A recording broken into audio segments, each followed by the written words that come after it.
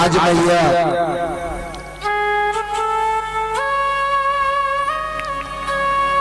भगवान के दरबार में जाकर के बाबा को मेरे से ऊपर चढ़ा लो भैया कोई भी।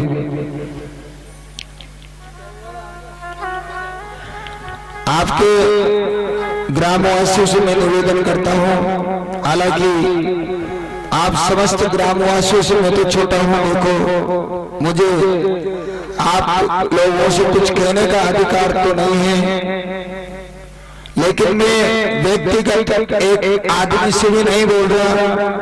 जहां तक मेरी आवाज भी जा रही है,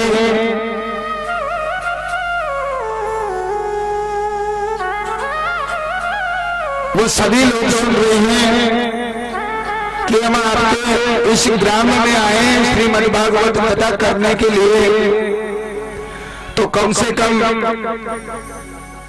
पैसा ना दे तो कम से कम कथा सुनने तो आए। शायद अब की बार मैं नहीं आऊंगा, किसी नाचने वाले को ले आना, बड़ा आनंद आएगा तुम्हारे गांव में। अरे कथा किसके बाद में होती है, बड़ा आनंद मिला, लेकिन देखो खुशी के मारे आज बहुत दिन निकल गए, लेकिन भगवान का नामकरण संस्कार अभी तक नहीं हुआ।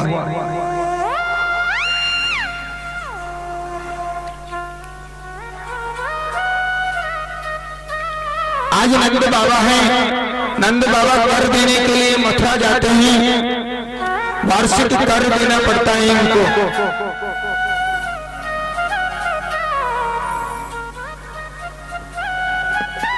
कर के बारे में समझते हो ना, जैसे कर्ता जमा करने जाते हैं ना पंचायत में, समिति में, उसी प्रकार से कर देने नंद बाबा मथुरा जाते हैं कंस महाराज के दरबार में। नंद बाबा ने सोचा कि वसुदेव जी महाराज बहुत दिनों से जेल के अंदर हैं, क्यों न मिलकर के आऊं, मिलने गए।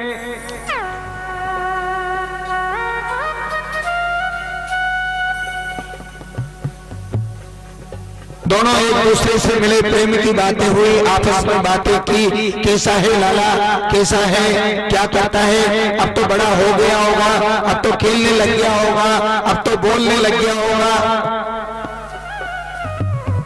नंद बाबा कहते हैं वसुदेव, समस्त ग्रामवासी बिना लाला के मुंह देखे बिना भोजन भी नहीं करते। कोई सवेरा होता है, सभी गोपियां द्वार पर आ जाती है, सभी महल के बाहर आ जाते हैं। कन्हैया जब तक उनको नहीं मिलता, जब तक कन्हैया को वो नहीं मिलते तो बिल्कुल चैन नहीं पड़ता। बहुत सारी बातें हुई। वसुदेव जी महाराज कहते हैं कि देखो बात ऐसी है, अभी तक लाला के नामकरण संस्कार नहीं हुए। दो लाला हैं, एक बलराम जी, एक कन्हैया।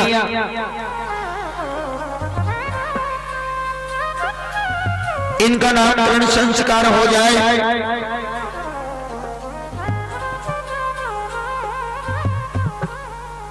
वसुदेव जी महाराज ने गर्गाचार्य जी महाराज को आमंत्रित किया। आज गर्गाचार्य जी महाराज सीधे पहुंचते हैं वसुदेव जी के पास। वसुदेव जी ने कहा कि देखो बाबा, आप तो सर्वज्ञ हैं, अंतर्यामी हैं, आप हमारे पुत्रों के जाकर के नामकरण संस्कार करो। लेकिन ये बात किसी को मालूम न हो, क्योंकि कंस महाराज रोज एक न एक कुछ भी बहाना बना करके रोज एक न एक राक्षस को भेजते रहते हैं। कभी अकासुर, कभी बकासुर, कभी तृणावर्त, कभी शंकासुर, तो कभी भूतनाथ, कभी देवा आदमी।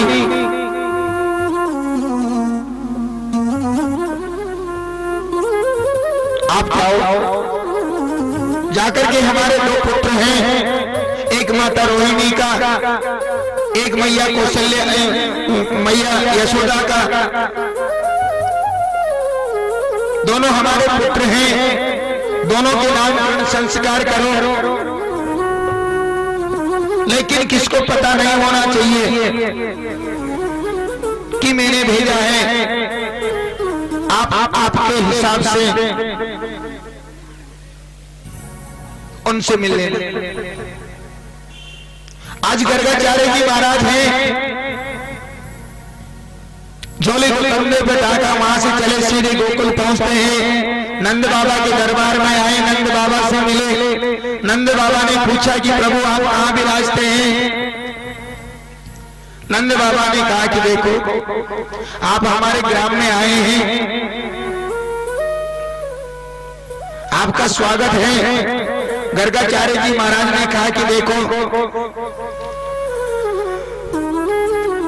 मुझे वसुदेव जी महाराज ने इसलिए कार्य से भेजा है, लेकिन इस बात का पता किसी को नहीं पड़ना चाहिए।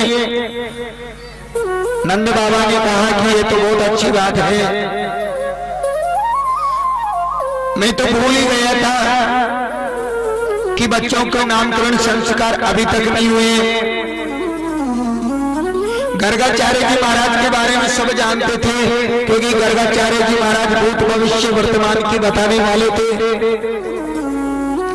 आज गर्गाचार्य जी महाराज घर पहुंचते हैं,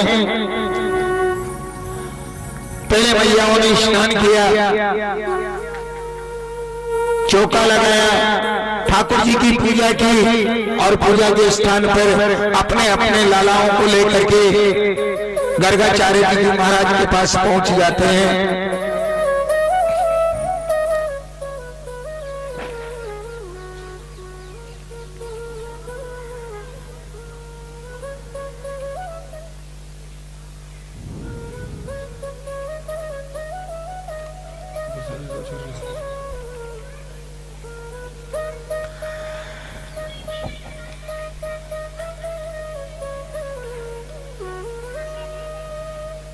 बाबा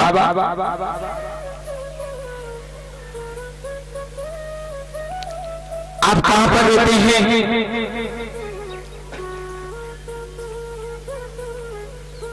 देखो मैया, हम इसी ब्रजमंडल में रहते हैं।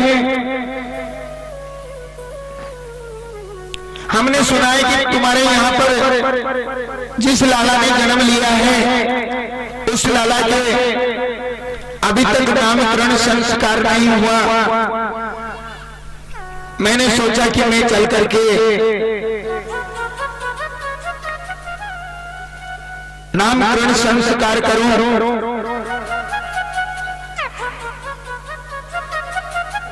इसलिए मैं चल करके आपके यहाँ आया हूं।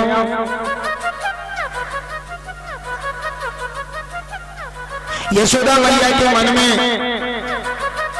एक अलग से भाव जागृत हुआ। सीधी दौड़ करके गई, नंद बाबा के पास गई, नंद बाबा से कहने लगी कि देखो मेरे एक ही बेटा है, मेरे एक ही लाला है, ये कोई दो चार लाले तो है नहीं जो मैं चुपचाप नामकरण संस्कार करवाऊंगी। मैं तो धूमधाम से करवाऊंगी, अच्छी रसोई करूंगी, हाँ बैंड बाजा मनवाऊंगी मैं तो।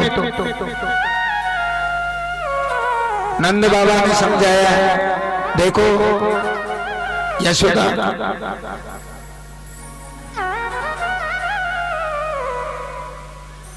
रोज रोज किसी न किसी राक्षस को डेली भेजता है, और कहीं उसको पता चल गया ना तो हमारे लाला के ऊपर कुछ भी हो सकता है।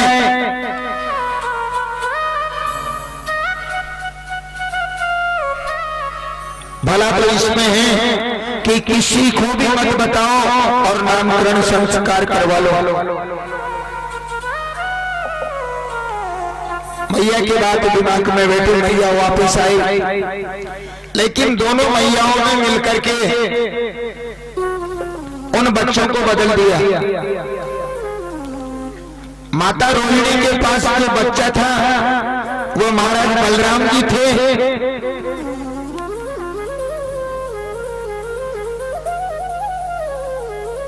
यशोदा मैया के पास जो बच्चा था वो श्री श्री कृष्ण भगवान थे, लेकिन वो बच्चा इधर वाला बच्चा इधर। रोहिणी के पास श्री कृष्ण भगवान पहुंच गए, यशोदा जी के पास बलराम जी पहुंचा दिए। दोनों माताएं ये जानना चाहती है कि भूत भविष्य वर्तमान की बताने वाला ये महाराज आज बड़ा किसको बताएगा, छोटा किसको बताएगा।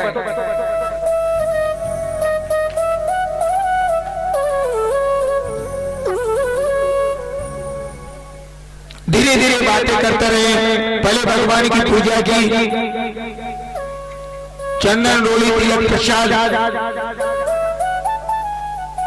कौन सी तारीख को जन्म हुआ, इतने दिन का कैसे हो गया, कौन सा दिन है, कौन सा वार है, इतने लेट नामकरण संस्कार क्यों करवा रहे हो।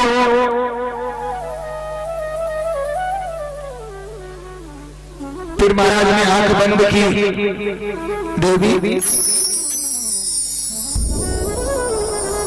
आंख बंद करके नामकरण संस्कार कर रहे हैं। आंख बंद करने के बाद में केवल प्रभु का ध्यान रहता है। सीधी प्रभु से लगन लगाई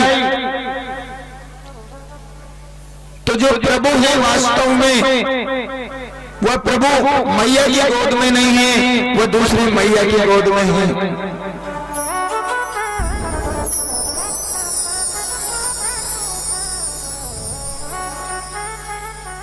आंख खोल करके कहा कि मैया तुम मेरी परीक्षा लेना चाहती हो, कारण यह है कि तुमने मेरी परीक्षा लेने के लिए अपने पुत्रों को बदल दिया। ये वाला तुम्हारा पुत्र है, ये वाला तुम्हारा पुत्र है, ये वाला छोटा पुत्र है, ये वाला बड़ा पुत्र है।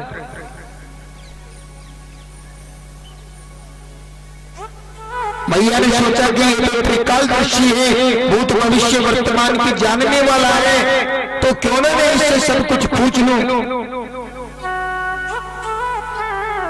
अब नामकरण संस्कार हो गए महाराज, लेकिन मैया है, भाव है, पुत्र के प्रति भाव होता है, प्रेम होता है। मैया पूछ रही है क्यों मेरे लाला कि कितने ब्याह हो गए। तो बाबा ने बोला कि तेरे लाला के 1000 ब्याह हुए, 1000।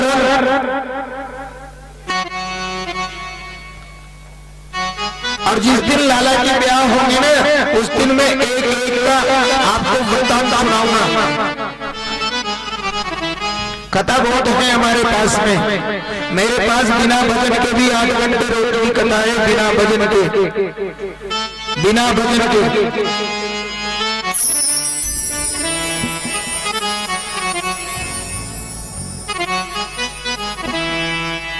मैया तुम्हारे लाला के 1000 ब्याह हो जाएंगे, इनको अच्छी विद्या मिलेगी, ये बहुत बड़े राजा होंगे, इनकी दुनिया में पूजा होगी। लेकिन महाराज जैसे गर्गाचार्य जी महाराज कहने लगे कि ये परम ब्रह्म स्वयं नारायण है, इतने में तो महाराज उनका तो मुख जैसे खुला था, खुला का खुला रह गया और त्राटक नाम की समाधि लग गई।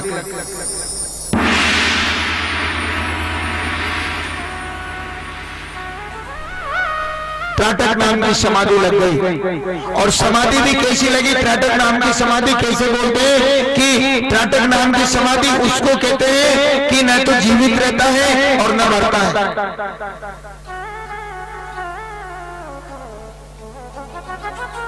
मुंह खुला है,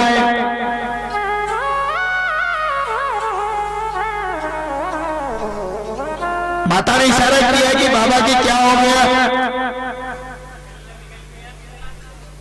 कुछ हाथ लगाया, कुछ हिलाया, 1 घंटे तक हिलाया महाराज, लेकिन बाबा को कोई परिवर्तन नहीं हुआ।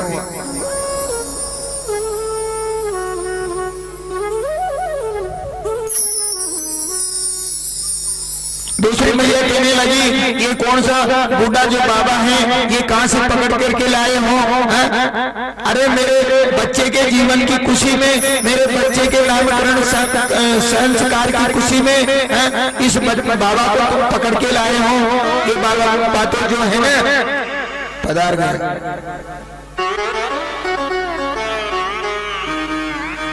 ये बाबा तो पधार गए, न जाने क्या क्या माताओं ने बाबा जी के बारे में सोचा।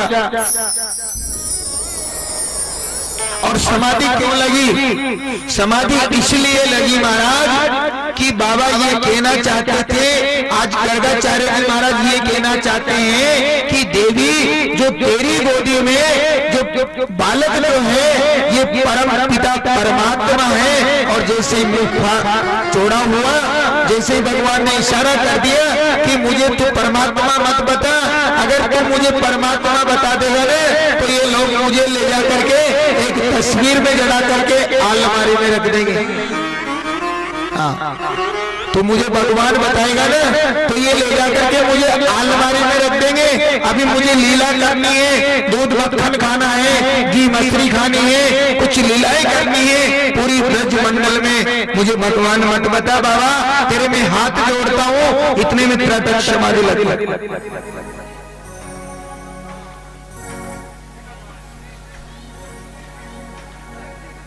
भगवान नारायण ने सोचा कि ये तो मामला गड़बड़ हो गया, योग माया को भेजा।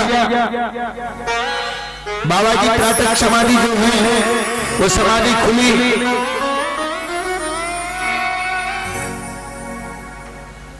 बाबा ने नेत्र खोले,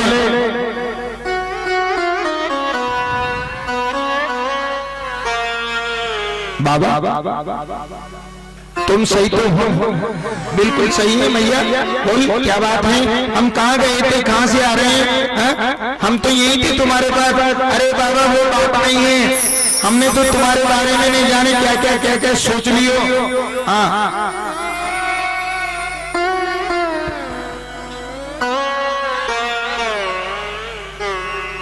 नहीं भैया, हम कहीं पर नहीं गए, हम तो तुम्हारे पास थे।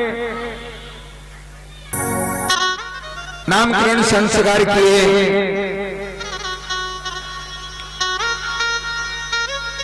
गुरु मंत्र की दीक्षा दिलवाई।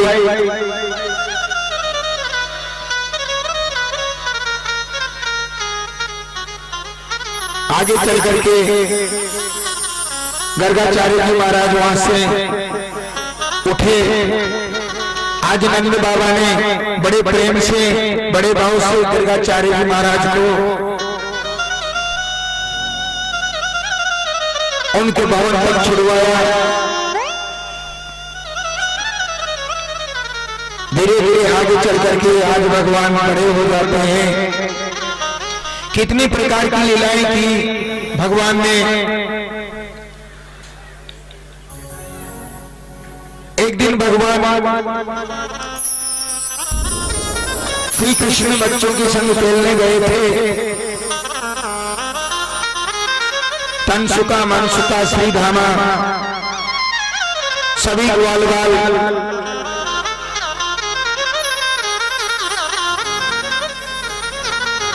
भगवान के साथ खेलने जाते हैं। लेकिन एक दिन भगवान ने एक ऐसी लीला की महाराज की जो मिट्टी होती है उस मिट्टी को खा लिया। उससे माटी लीला जो बोलते हैं, माटी खाने के बाद में देखो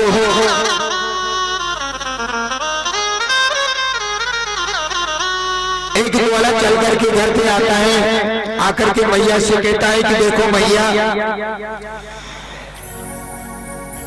ये जो तेरा जो लाला है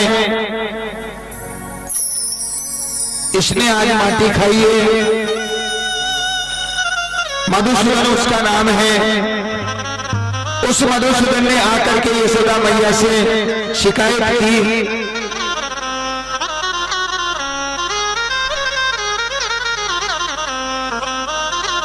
यशोदा मैया ने कन्हैया को बुलाया, कन्हैया से पूछा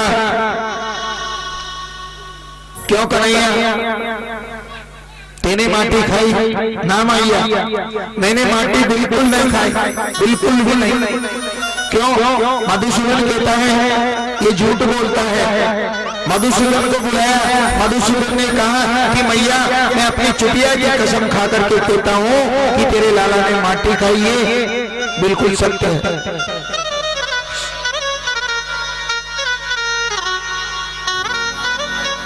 मैया ने कोई छड़ी थी वहां पर छड़ी उठाई, उससे डांट लगाई, कन्हैया तूने माटी खाई? ना मैया मैंने बिल्कुल भी माटी ना खाई। अपना मुंह खोलो।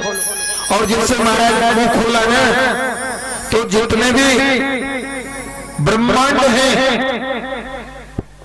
समस्त ब्रह्मांड आज भगवान के मुख में दिखाई दे रहे हैं। यशोदा मैया समस्त ब्रह्मांड 14 लोग भारतवर्ष पर इस धरती पर 14 लोगों में उनको दिखाई दे रहा है। 7 द्वीप हैं, सबसे बड़ा जम्बू द्वीप है, 9 वर्ष है, 9 वर्ष में एक भारतवर्ष है, और भारतवर्ष में एक राजस्थान है, और राजस्थान में एक कोटा जिला है, और कोटा जिला के पास में एक बारा है, और बारा के पास में आज ये बिजोरा है, और बिजोरा में आज हम यहाँ पर बैठे हैं। इतना लंबा चौड़ा ब्रह्मांड जहाँ पर यशोदा मैया जहाँ पर बैठी है, वह यशोदा मैया तक भी उसमें दिखाई दे रही है। समस्त ब्रह्मांड जैसे भगवान ने मुख खोला, समस्त ब्रह्मांड उसमें दिखाई दिया। मैया ने जो देखा, आंख बंद करके मैया पड़ गई नीचे। मैया के मन में ये भाव आ गया कि ये ब्रह्म स्वयं नारायण का रूप है। और इधर भगवान ने ये काम किया कि मैया के मन में ये बात कभी नहीं आनी चाहिए, ऐसा भाव कभी नहीं आना चाहिए कि जो इसका बेटा है ये परम ब्रह्म नारायण, ऐसा भाव नहीं आना चाहिए। इसको तो हमेशा ऐसा लगे कि ये पुत्र है, ये ब्रह्म नारायण नहीं है। भगवान ने योग माया को भेजा, योग माया ने अपना चमत्कार दिखाया। भगवान ने अपनी मैया को उठाया, अपनी गोदी में बिठाया, और भगवान ने जैसे ही उनके सर पर हाथ फेरा, मैया की निद्रा खुल गई, और प्रेम से प्रेम करते हैं भगवान से, और प्रेम करके उनको अंदर ले गई।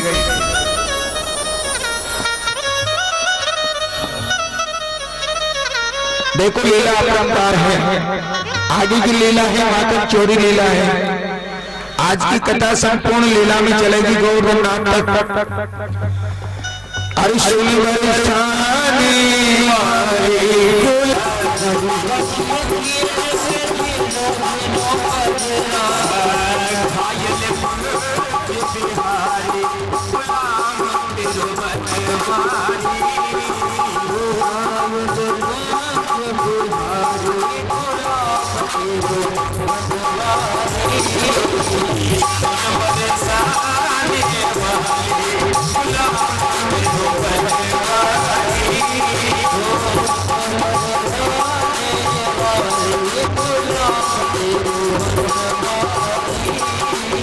देखो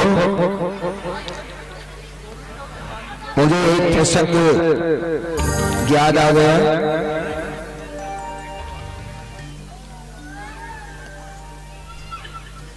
एकता में कितनी शक्ति होती है।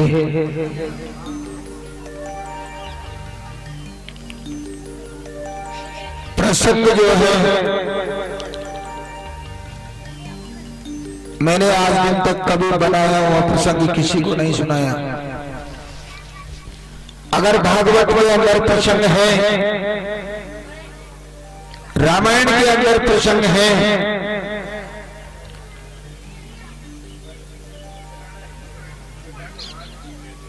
और ऐसे प्रसंग जो होते हैं उनको सुनना भी चाहिए।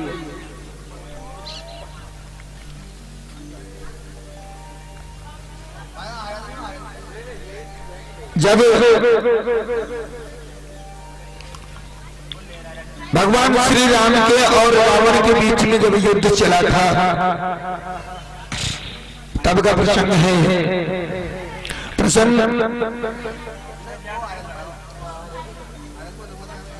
प्रसंग ये होता है कि भगवान ने कहा कि लक्ष्मण,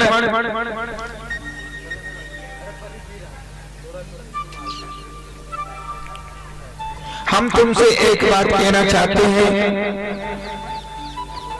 जब युद्ध चल रहा था,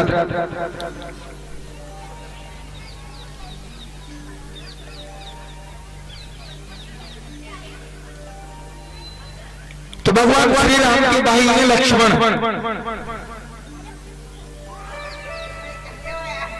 और एक बात और है, हम अगर एक गांव में रहते हैं तब भी हम भाई हैं, एक घर में रहते हैं तब भी भाई हैं, अगर एक समाज के हैं तब भी भाई हैं, क्योंकि ये भाईचारा है।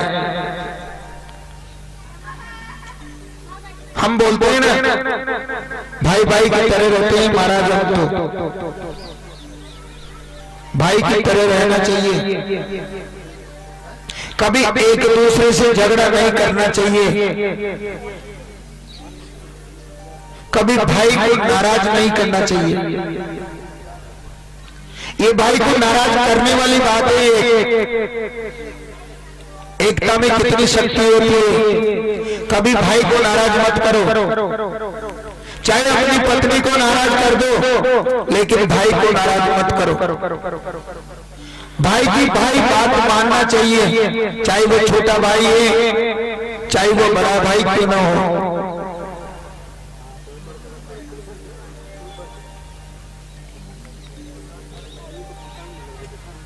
आज मान लीजिए कि 4 भाई हैं, 4 भाई अलग अलग रहते हैं, चारों के जगह अलग अलग चूल्हे जलेंगे, 15,000 रुपए एक भाई के घर में खर्च होता है, 4 भाई हैं 60,000 रुपए खर्च होंगे नहीं होंगे ना।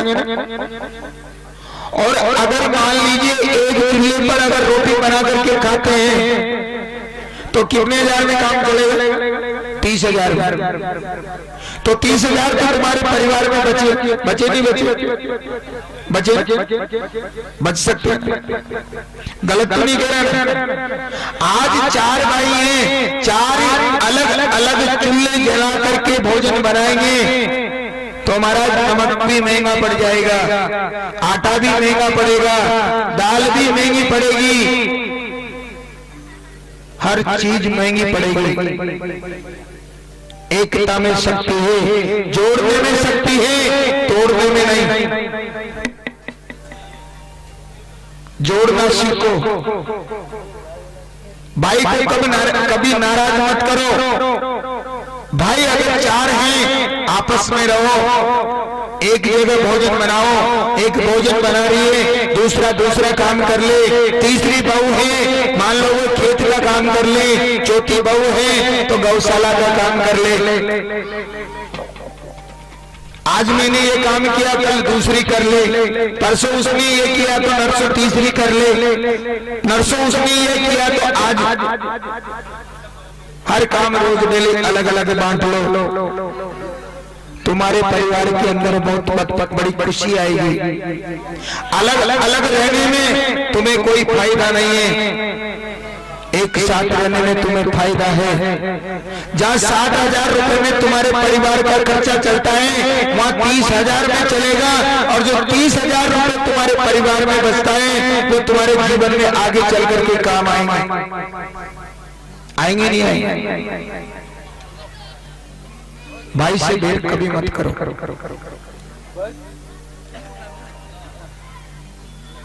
प्रेम से रहो। जिन जिन लोगों ने भाइयों से देर किया है उनका इतिहास उठा करके देखो कि उनके साथ क्या हुआ है।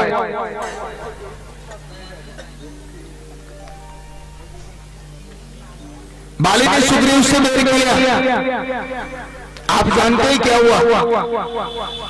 भगवान राम के हाथ मारा गया। कौरवों ने पांडवों से बैर किया, पता है आपने,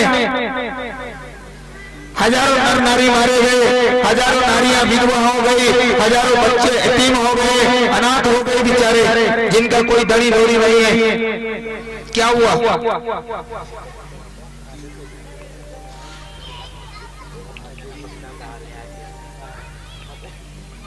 भाई अगर मिलकर के रहेंगे, भाई अपनी भुजा होती है, भाई अपनी ताकत होती है, और जब मिलकर के रहेंगे ना तो कभी कोई दूसरा आदमी तुम्हारे ऊपर हाथ नहीं उठा सकता, क्योंकि उन्हें पता है कि चार भाई हैं, इकट्ठे रहते हैं, एकता है। अगर आज तुम इस प्रकार से रहेंगे तो कभी कोई तुम्हारी कमजोरी महसूस नहीं करेगा, तुम्हारा परिवार भी अच्छे से चलेगा। अगर कभी तो मैंने ऐसा भी देखा है महाराज कि जहाँ चार भाई इकट्ठे रहते हैं ना, अगर उनमें एक भाई कमजोर, जीवन निकल जाता है। लेकिन कभी ऐसा अभाव नहीं होता कि कोई समस्या घर में है। प्रेम से कभी कभी ऐसा होता है कि कमाते 4 हैं, खाते 20 हैं, कमाते 4 हैं और जीमते 50 भी हैं। लेकिन भाई से देर मत करो। आज मान लीजिए कि 4 भाई अलग रहते हैं, कभी मान लो कुछ दौरानी जेठानी जिसको भी तुम बोलते हो, दौरानी जी कहीं अगर मान लो चले गए पियर में, तो भाई साहब या तो चकड़ो बयान लेगा, और ना तो फिर खाना बनाना ना होगा तो फिर कोई नौकरानी वगैरह कहाँ, और फिर यह भी ना होगी तो फिर बाबू तो कोई सड़ी बताओ दो। गलत नहीं कह रहा हूं। अब प्रेम से रहेंगे ना तो मान लीजिए कि आज एक बहू तुम्हारे घर में है, वो अगर उसके पैर में चली जाती है तो पीछे किसी भाव के दर्शन नहीं होंगे, किसी समस्या का। तुम कह रहे हो कि रावण के पास जाओ, आज मैं रावण के पास कैसे जाऊं, वो हमारा दुश्मन था, कितने दिनों से वो युद्ध करता है, हम युद्ध करते रहे, वो युद्ध करता रहा। भगवान राम का जो रामनु है, उनके अंदर कितनी सहनशीलता है। आज भगवान राम कहते हैं लक्ष्मण, वह जब तक हथियार लेकर के युद्ध भूमि में खड़ा था तब तक वो हमारा दुश्मन था। आज मृत्यु ने उसका हथियार छीन लिया तो उसके साथ ऐसा व्यवहार नहीं करना चाहिए। वह परम विद्वान पंडित है, ऐसा व्यवहार नहीं करना चाहिए।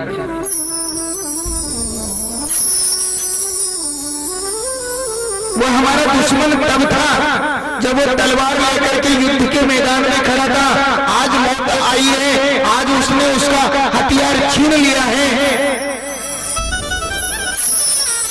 अब वो एक साधारण है, मृत्यु ने उसको घेर रखा है। तुम जाओ कुछ धर्म नीति ज्ञान नीति के बारे में कुछ शिक्षा सीख करके आओ। तो जैसे ही लक्ष्मण जी गए तो लक्ष्मण जी ने जाकर के पूछा कि हे लंकेश,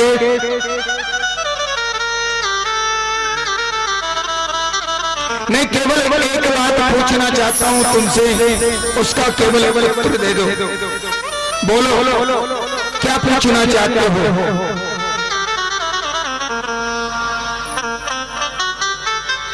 वो रावण जो चलता था पृथ्वी कांपने लग जाती थी, वो रावण जब आवाज करता था आकाश भी थर्राने लग जाता था। वो रावण जिसके घर में 9 देवता हमेशा चौकीदारी करते थे, वो रावण जिसके यहाँ काल भी चौकीदारी करता है। आज वो रावण इस मृत्यु की सैया पर पड़ा है। 1 लाख पुत्र 1.25 लाख नाथ। हमारे भैया के पास क्या है? हमारे भैया तपस्वी हैं, हमारे भैया के पास कुछ नहीं है, हमारे पास कोई सेना नहीं है। हमारे पास सेना है तो मात्र बांदर भालू की, तो तुम अपार शक्तिशाली हो, तुम्हारे पास कितनी प्रकार की आसुरी विद्याएं हैं, लेकिन आज जो तुम धरा पर पड़े हो इसका केवल मुझे कारण बता दो, बस ये मेरा प्रश्न है। मेरा भैया जीत गए, तुम हार गए, इसका केवल मुझे कारण बता दो। तो रावण ने कहा कि तुम इसका कारण जानना चाहते हो कि हाँ, कि ये मत समझना कि भगवान राम की शक्तिशाली थे इसलिए भगवान राम जीत गए। ये मत समझना कि रावण के पास शक्ति नहीं थी इसलिए रावण आज हार गया। हार जीत की कोई बात नहीं है। मैं वो रावण हूँ कि मेरे यहाँ ब्रह्मा विष्णु महेश्वरी तर मेरे से कांपते थे, उनको भी डर लगता था।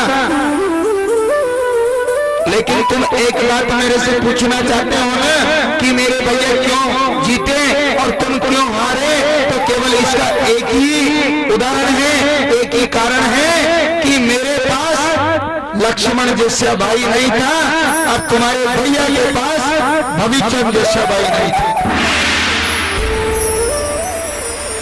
बात समझ में आया? लक्ष्मण, तुम्हारे भैया के पास लक्ष्मण जैसा भाई था और मेरे पास भविष्य जैसा भाई था। यही कारण है केवल। अगर आज मेरे पास भी लक्ष्मण जैसा भाई होता तो कितने भगवान आ जाते, कितने नर नारायण आ जाते, मुझे कोई नहीं मार सकता है।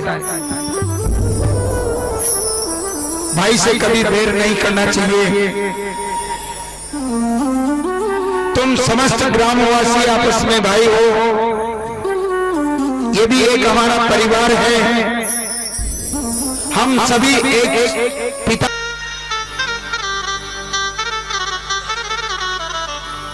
माखन लीला करते हैं, देखो सभी गोपियां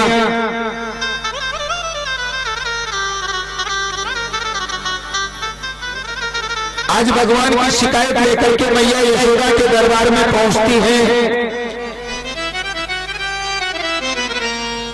आवाज लगाती है मैया बाहर निकलो, मैया बाहर निकलो, मैया बाहर निकलो। मैया बाहर निकलती है, 50 गोपियां हैं, सब शिकायत लेकर के मैया के पास आई है।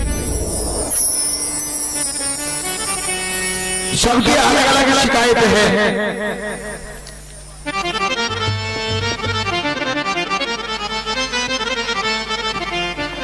मैया ने कहा कि बोलो गोपियों, आज कैसे आना हुआ?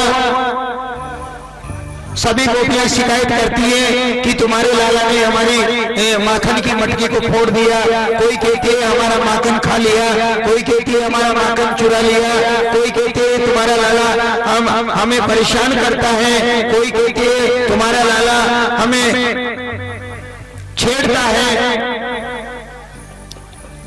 सभी गोपियां आज यशोदा मैया के यहाँ शिकायत लेकर के आती है।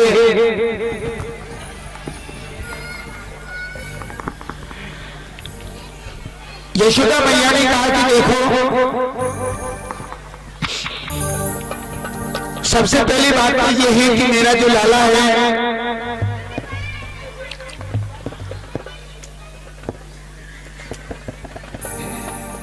इसकी शिकायत करने के लिए जब तुम मेरे यहाँ चल करके आई हो तो ये क्या माखन खाएगा? कोई हमारे घर में माखन की कमी थोड़ी है, क्योंकि नंद बाबा के घर में 9 लाख गाय थी, 9 लाख दूध की कोई कमी नहीं थी, माखन की कोई कमी नहीं थी। तो ये क्यों जाएगा? हमारे घर में कोई माखन की कमी थोड़ी है, इसलिए तुम्हारे घर जाएगा। तुम झूठ बात कहती हो कि नहीं, हम सत्य कहती हैं, हम कभी झूठ नहीं बोलती। तुम्हारा कन्हैया जो है ना, ये रोज आता है, हमें परेशान करता है, हमारी मटकियां फोड़ता है। भैया ने कहा कि जो हमारा लाला है ये अगर मान लीजिए तुम्हारी मटियों को फोड़ता है तो तुम इसको राजी से खिला दो। अरे ये मुट्ठी भर की इसकी हड्डियां हैं, ये कितना सा है, छोटा सा है, अभी कोई ज्यादा बड़ा तो हुआ नहीं, तो इससे राजी से ही एक आध कटोरी में रख दिया करो। एक गोपी बोली, ये हमने करके देख लिया भैया, हाँ, तो तेरे लाला को सियाना मत समझना। मैंने इसको एक दिन बुलाया कि लाला इधर आ, जरा राजी से प्रेम से थोड़ा माखन खा ले, तो याद है तेरे लाला ने क्या कहा, मोहित तो राजी से छोको कोने लगा।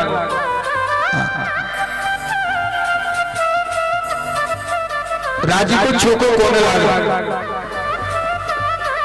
बेराजी को छोको लगा। ये हमने करके देख लिया।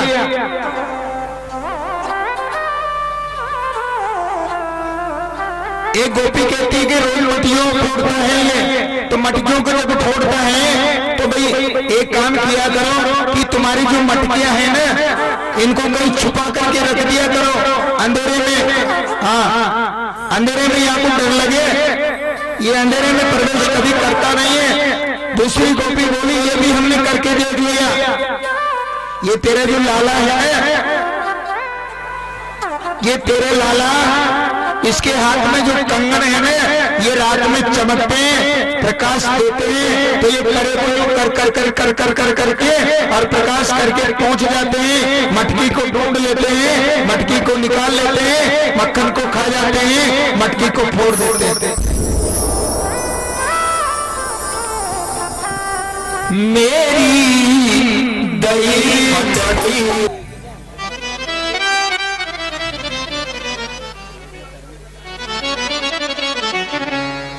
भगवान श्री कृष्ण बाल लीला कर रहे हैं। थोड़े धीरे बोलो भैया, धीरे धीरे धीरे धीरे।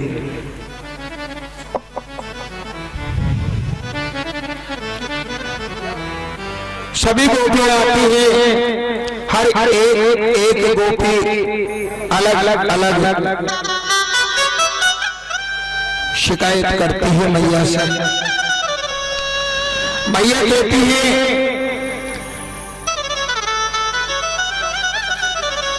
इसे अंधेरे में डर लगता है। गोपी कहती है कि ये जो कड़े पहने रखे हैं, इनसे प्रकाश होता है, कहीं भी रखो खोज लेता है। तो मैया ने बोला कि इसको छीके पे टांग दिया करो। तो गोपी ने बोला कि एक दूसरे के ऊपर एक दूसरे चढ़ जाते हैं और सब माखन को खा जाते हैं।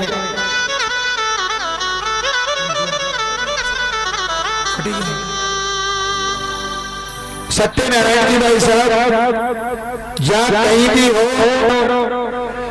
गोपी कहती है कि वहां से भी उतार लेते हैं। तो मैया ने बोला कि एक काम करो, सभी अपनी अपनी जो दही की मटकियां पीपल के ऊपर बांध दो।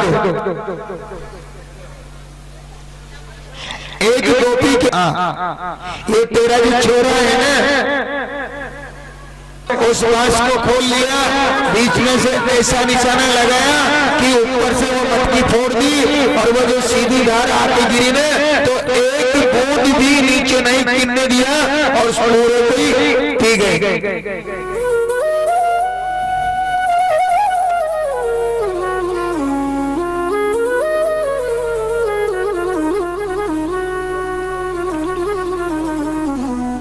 एक गोपी कहती है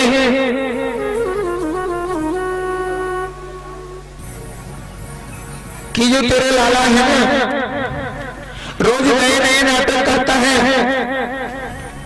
सवेरे घर पे जाता है, बछड़ों को छोड़ देता है, दूध पी जाते हैं, हम दूध निकाल नहीं पाते, हमें रोज कर देने के लिए जो वार्षिक जो कर होता है, कर देने के लिए हमें कुछ पैसों की आवश्यकता होती है। और एक गोपी कहती है कि रोज हम करके रो कर मिटता है।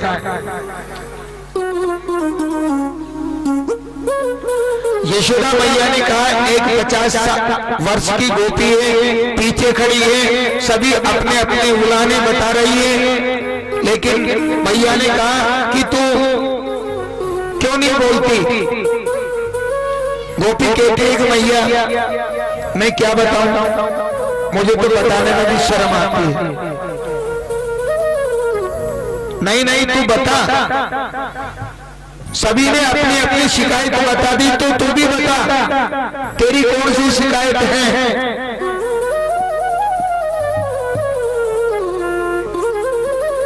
एक दिन ये तेरा जो लाला है ना, सवेरे सवेरे बढ़िया नहा धो के स्नान बना के कंप्लीट हो करके मेरे घर चला गया, और इतनी प्रेम से बातें की तेरे लाला ने। मैंने इससे बोला कि लाला आज सवेरे सवेरे नहा करके क्यों आया। काकी ये जितनी भी गोपियां हैं ना, ये मुझे परेशान करती हैं। मैं किसी भी गोपी समझ गई कि आज जरूर ये कुछ न कुछ करेगा।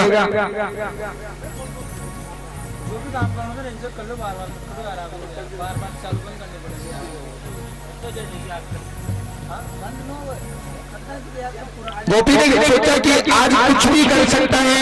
भैया थोड़े धीरे बोलो यार, मैं डिस्टर्ब होता है। हाँ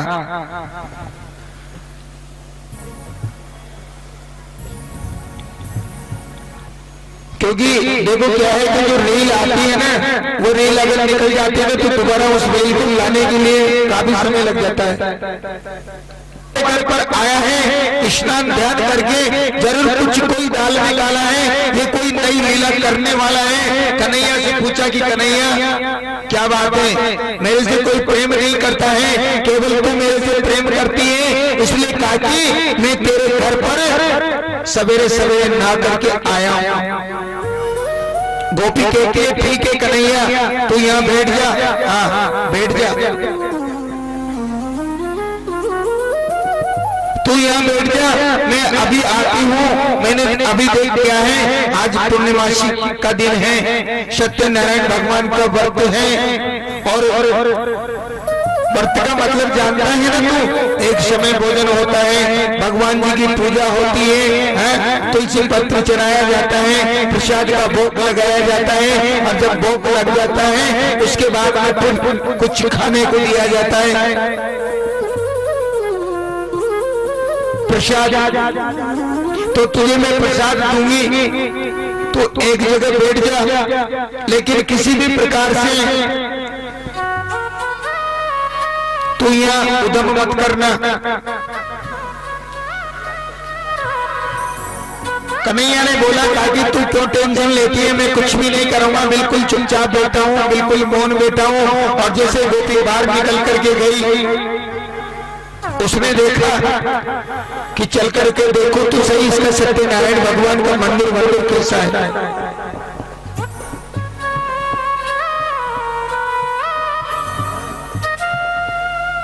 अब गोपी जैसे बाहर निकली, ये सीधे गए, जाकर के मंदिर देखा तो न जाने कहां से ढूंढ के कुत्ते के जो पिल्ले होते हैं ना, पिल्लों को पकड़ करके ले आए, और जो देवता जहां पर होते थे वहां बिठा दिए, चले गए।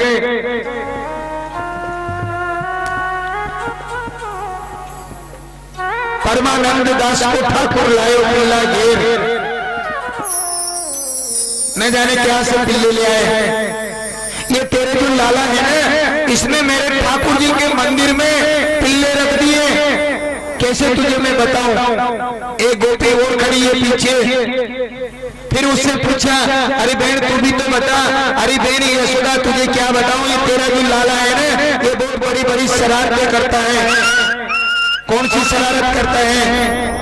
एक दिन मेरे सत्यनारायण भगवान को बरतो, मैंने प्रसाद कियो, वितरण कियो, कन्या जिमाई ब्राह्मण भोज करवायो, सभी मैंने काम करवायो, लेकिन तेरे कन्हैया मेरे घर पर जब गए, मैंने बोला इनसे कि लाला थोड़ी देर के लिए कुछ बैठ जा, तो तेरे लाला नहीं रुका वहां पर। मैंने इससे बोला कि लाला थोड़ी देर रुक, अभी थोड़ी देर में पूजा करेंगे, फिर उसके बाद में प्रसाद होगा, प्रसाद खिलाएंगे, फिर तू यहाँ से चले जाना। और जैसे मैंने इससे मना किया ना, थोड़ी देर के लिए देखने के लिए बोला था, तो पता ही क्या कह के आया, क्या बोलकर आया कि मैं तुझे देख लूंगा। ये वहां से रूठ करके आ गया। दिन भर हम परेशान रहे क्योंकि हमने ब्राह्मण भोज करवाया। हमारे पति जो हैं बिल्कुल बूढ़े हैं बेचारे, मैं भी बूढ़ी हूँ, थक गए। व्रत अलग था, रात को नींद लगी, रात के 2 बज गए। ये तेरे लाला न जाने कहां से आया और हम दोनों सो रहे थे तो मेरी चोटी और मेरे पति की दाढ़ी को बांध करके चले गए।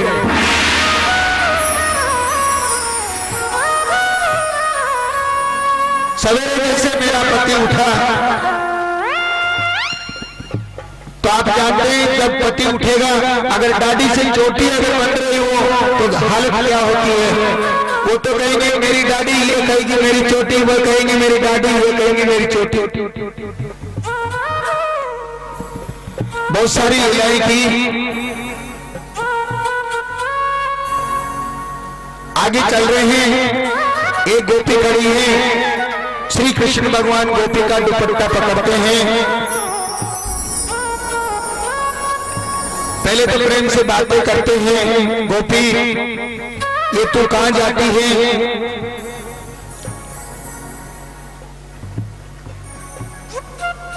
गोपी कहती है कि देखो कन्हैया, हम मथुरा जाते हैं रोज माखन बेचने। श्री कृष्ण भगवान ने कहा कि गोपी तुम रोज रोज जाती हो ना, ये हमें अच्छा नहीं लगता है, कर के रूप में किसी को मत दो। ये जितना भी माखन होता है इस पर प्रथम अधिकार जो होता है वो केवल बालकों का होता है। हम सबको मिलकर के तुम खिलाओ। उसका दुपट्टा पकड़ लिया, उसको छोड़ा नहीं। मेरा दुपट्टा बहुत लीला की, देखो माखन लीला की, माटी लीला की।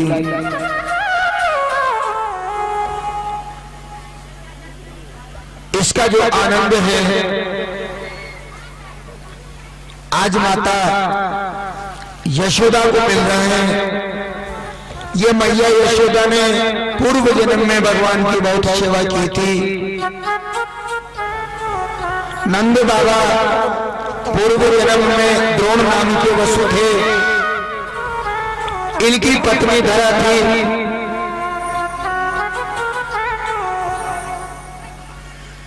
भगवान नारायण की तपस्या की, भगवान की सेवा की, भगवान प्रसन्न हुए, आशीर्वाद दिया।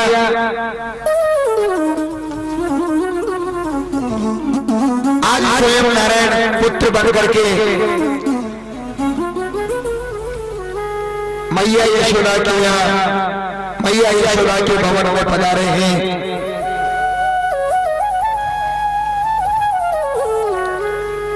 एक विशेषता है और देखने को मिलती है। देखो विशेषता क्या है कि नंद बाबा के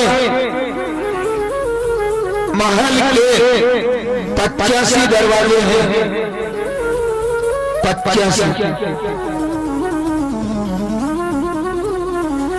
अब जिसके महल के अंदर अगर मान लीजिए 85 दरवाजे हो, वो भी छोटे मोटे नहीं,